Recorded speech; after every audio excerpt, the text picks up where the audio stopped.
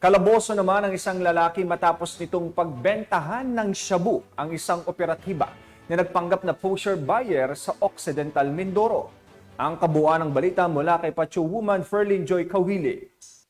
Arestado ang isang tricycle driver sa bypass operation ng pinagsamang mga operatiba ng Municipal Drug Enforcement Unit ng Abra de Ilog Municipal Police Station at Provincial Drug Enforcement Unit ng Occidental Mindoro Police Provincial Office sa Barangay Poblasyon, Abra de Ilog, Occidental Mindoro nito lamang ika-22 ng Hunyo taong kasalukuyan.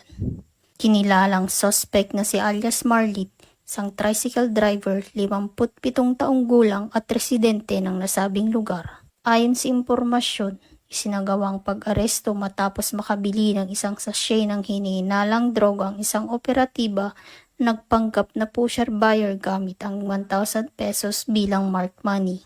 Nakumpiska rin mula sa suspect ang 7 pang plastic na naglalaman ng pinaniniwalaang droga. Naharap ang suspect sa kasong paglabag sa RA 9165 o ang Comprehensive Dangerous Drugs Act of 2002.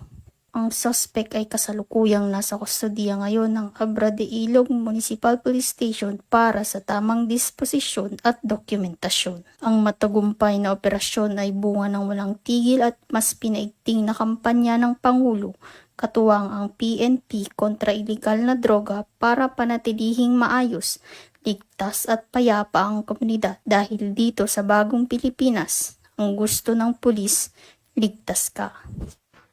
Mula dito sa Calapan City, Oriental Mindoro, ako ang iyong PNN correspondent, Patrolwoman Ferlin Joy Kawile, alagad ng batas, tagataguyod ng balitang pulis. Maraming salamat, Patrolwoman Kawile.